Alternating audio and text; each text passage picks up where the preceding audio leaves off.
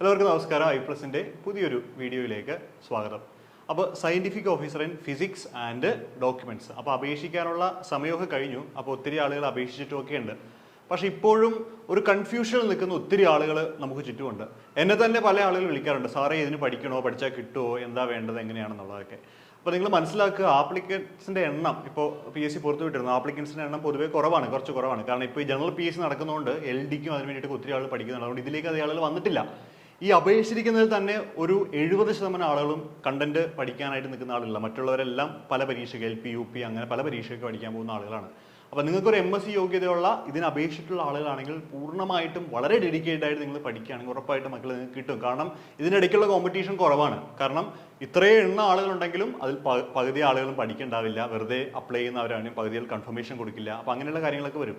അപ്പോൾ അതുകൊണ്ട് നിങ്ങൾ ഇപ്പോഴും ചിന്തിച്ചിരിക്കുകയാണ് പഠിക്കണോ വേണ്ടയോ എന്നുള്ള കാര്യമാണെങ്കിൽ ഞാൻ എപ്പോഴും പറയാറുണ്ട്, ഒന്നെങ്കിൽ ജീവിക്കുക അല്ലെങ്കിൽ മരിക്കുക എന്ന പോലെയാണ്. ഒന്നെങ്കിൽ നന്നായിട്ട് പഠിക്കുക, അല്ലാതെ കൺഫർമേഷൻ വന്നിട്ട് ഒരു 2-3 മാസം പഠിച്ചിട്ട് എഴുതി പോയാൽ നിങ്ങൾക്ക് കിട്ടാനുള്ള സാധ്യത വളരെ കുറവാണ്. അപ്പോൾ അതുകൊണ്ട് പഠിക്കാനാണ് തീരുമാനമെങ്കിൽ, അല്ലെങ്കിൽ ഒരു 7 മാസം കഴിയുമ്പോൾ ഒരു ഗസറ്റഡ് ഓഫീസറായിട്ട് കേരള പോലീസിൻ്റെ വണ്ടിയിൽ പോകാനുള്ള താല്പര്യമുള്ള ആളുകളാണെങ്കിൽ ഉറപ്പായിട്ട് നിങ്ങൾ ഇതിന് വേണ്ടിയിട്ട് പഠിക്കണമെന്നുള്ളത് തന്നെയാണ്. മറ്റ് ജനറൽ PSC പോലെ കടൽ പോലെ പഠിക്കേണ്ട ആവശ്യമൊന്നും ഇതിനില്ല. കൃത്യമായിട്ടൊരു സിലബസ് ഉണ്ട്, ആ സിലബസ് മാത്രം പഠിച്ചാൽ മതി. ഇപ്പം നമ്മൾ ക്ലാസ്സുകൾ ചെയ്യുമ്പോഴും ആ രീതിയിലാണ് ചെയ്തു പോകുന്നത്.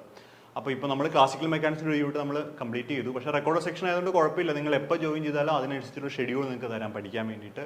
അപ്പോൾ ഞങ്ങൾ ഏകദേശം 250 ചോദ്യങ്ങൾ ഒരു യൂണിറ്റിൽ നിന്ന് മാത്രം നമ്മളിപ്പോൾ നമ്മുടെ കുട്ടികൾ ചെയ്ത് കഴിഞ്ഞു. ഒത്തിരി പേര് നമ്മളൊപ്പം ഇപ്പോൾ സഞ്ചരിക്കുന്നുണ്ട്. പിന്നെ നല്ല രസമാണ്, നമുക്ക് ഫിസിക്സിലെ കണ്ടന്റുകളൊക്കെ പഠിക്കാമല്ലോ. പിന്നെ ഫിസിക്സുമായിട്ട് ബന്ധപ്പെട്ട് ഏതൊരു പരീക്ഷ വന്നാലും പിന്നീട് നിങ്ങൾക്ക് അതിന് വേണ്ടിയിട്ട് പ്രിപ്പയർ ചെയ്യാം. കാരണം നമ്മളൊരു ഏറ്റവും ലോ ലെവലിൽ നിന്നും ഏറ്റവും ഒരു ഹയർ ലെവലിലേക്കുള്ളൊരു ട്രാൻസിഷൻ, ആ രീതിയിലാണ് നമ്മൾ ഈ കണ്ടന്റുകളെല്ലാം ഇങ്ങനെ ചെയ്ത് നിങ്ങൾക്ക് തരുന്നത്. കാരണം ഇപ്പോൾ 2015 PG കഴിഞ്ഞവരുണ്ടാവും, 2020 PG കഴിഞ്ഞവരുണ്ടാവും, 22 കഴിഞ്ഞവരൊക്കെ ഉണ്ടാവും. അപ്പോൾ എല്ലാ ആളുകളും ഒരുപോലെ കൊണ്ടുപോകണമെങ്കിൽ നമ്മുടെ ലോ ടു ഹയർ ട്രാൻസിഷൻ നമ്മൾ കാര്യങ്ങൾ പഠിക്കണം. അപ്പോൾ ഈ ഫിസിക്സ് ആൻഡ് ഡോക്യുമെന്റ്സ് എന്ന് ഞാൻ കൃത്യം പറയാൻ കാരണം എന്താണെന്ന് വെച്ച് കഴിഞ്ഞാൽ, ഫിസിക്സ് എടുത്തു കഴിഞ്ഞാൽ 100 മാർക്ക് ഫിസിക്സ്, ഡോക്യുമെന്റ്സ് എടുത്ത് കഴിഞ്ഞാൽ 50 മാർക്ക് ഫിസിക്സ്, 50 മാർക്ക് കെമിസ്ട്രി ആണുള്ളത്. അപ്പോൾ നിങ്ങൾ ഫിസിക്സ് കംപ്ലീറ്റ് ആയിട്ട് പഠിക്കുകയാണെങ്കിൽ ഡോക്യുമെന്റ്സിൽ 50% നിങ്ങൾ സേഫായി എന്നുള്ളതാണ് അർത്ഥം. പിടികിട്ടി വെക്കുക. അത്രയും രീതിയിൽ കണ്ടന്റ് ചെയ്യുന്നുണ്ട്. ഞാൻ ഗ്യാരണ്ടീഡ് ആണ് ഫിസിക്സിൻ്റെ കാര്യത്തിൽ. കാരണം ഞാൻ ഫിസിക്സ് എടുക്കുന്നത്, ഡോക്യുമെന്റ്സിലും ഫിസിക്സ് എടുക്കുന്നത് ഞാൻ തന്നെയാണ്.